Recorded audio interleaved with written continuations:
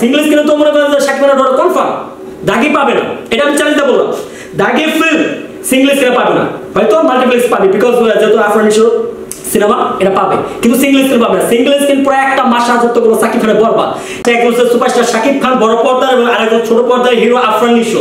So একজনের সাথে আরেকজনের কম্পেয়ার এটা বোকামি ছাড়া আর কিছুই না, কারণ দুইজন দুই ইন্ডাস্ট্রির মানুষ। এবং এখানে যদি আপনি এটা আমাকে বলেন যে বড় পর্দা যেহেতু, সো শাকিব খানকে আমাকে এগিয়ে রাখতে হবে আগে, কারণ উনি 26 বছর ধরে রাজত্ব করছে। আর নিশো ভাই প্রায় শুক্র অষ্টম দিন প্রায় 2 বছর 3 বছর ধরে ফার্স্ট সিনেমা হচ্ছে শুভ দিয়ে মানে পর্দা অভিষেক ঘটেছে। ওনাকে আমি ওয়েলকাম করি, শুভেচ্ছা জানাই, কিন্তু ওনার অভিনয়ের স্কিল এত স্ট্রং যা বলার বাইরে। আর সাকিব ভাইয়ের কথা কি বলবো, উনি তো অলরাউন্ডার সুপারস্টার শাকিব খান, ওনার নামের আগে এখন আমার মনে হয় কি অলরাউন্ডার বসানো উচিত। বিজনেস সিনেমা সবকিছু উনি পারফেক্ট এবং সাকসেসফুল একজন ম্যান।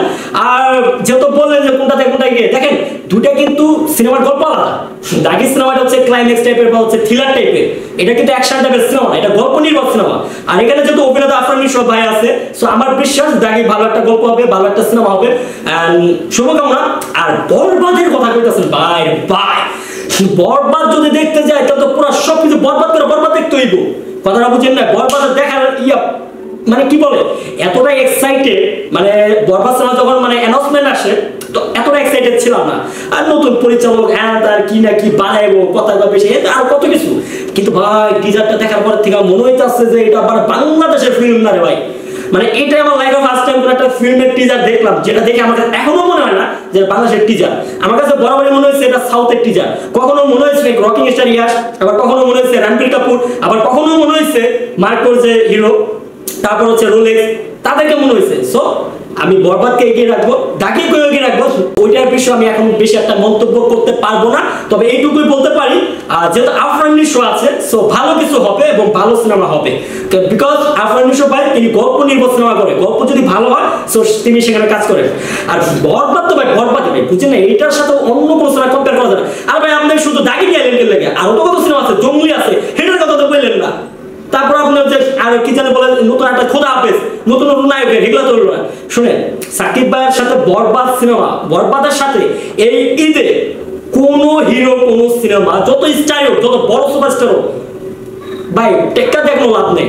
কারণ খাওয়া নাকি অলরেডি বাংলাদেশে প্রায় কত 130টা না 40টা মতো হল সিনেপ্লেক্স প্লাস হচ্ছে সিঙ্গেল স্ক্রিন অলরেডি শাকিব খানকে বুকিং করে লাগছে। আর সিঙ্গেল স্ক্রিনে তো মনে করেন যে শাকিব খানের রোল কনফার্ম, দাগি পাবে না, এটা আমি চ্যালেঞ্জ দিয়ে বললাম। দাগি ফিল্ম সিঙ্গেল স্ক্রিনে পাবে না, হয়তো মাল্টিপ্লেক্স পাবে, বিকজ যেহেতু আফরান নিশো সিনেমা এটা পাবে, কিন্তু সিঙ্গেল স্ক্রিন পাবে না। সিঙ্গেল স্ক্রিন প্রায় একটা মাস রাজত্ব করলো শাকিব খানের বরবাদ। 1 মাস পর ওই সিটকা মিটকা কুটকা মুটকা যারা আছে হেডি সার্চ তাহলে পাইতেও পারে, খোদা হাফেজ।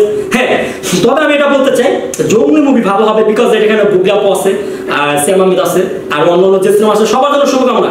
তবে ভাই একটাই রিকোয়েস্ট, বরবাদের সাথে কোনোটা কম্পেয়ার করেন না, কোনোটা তুলনা করেন না, কারণ কম্পেয়ার করতে গেলে পাশ খাওয়া ছাড়া কিছু থাকবে না। ইমেজ যতটুকু আছে ততটুকু রাখেন, এন্ড সবার জন্য শুভকামনা। আর এজ এ অডিয়েন্স হিসেবে, শাকিব খান হিসেবে আমি ফার্স্টেই বরবাদকে এগিয়ে রাখবো, দেন হচ্ছে দাগি। যদিও আমি দাগি সিনেমার কোনো কিছু দেখি না, দেখার পর আমি এটা মন্তব্য করতে পারবো। ভাই সাকিব খানের সাথে যে কোনো হোক, সেটা আফরান নিশো আছে, সেটা সিয়াম আহমেদ আর যেই হোক, কারোর সাথে কম্পেয়ার করে এটা চলবে না। কারণ বিকজ সাকিব খান 26টা বছর রাজত্ব করে আইছে, আজকে এই পর্যায়ে আইছে, ওনার সাথে কি যদি আমি মানে কম্পেয়ার করতে যাই, তুলনা করতে যাই, তাহলে আমার ভাবতে হবে এবং আমাকে একবার না 1000বার জন্ম নিতে হবে। বিকজ মেগাস্টার শাকিব খান, বুঝতে হবে নামটা দেখে, বুঝেন নাই?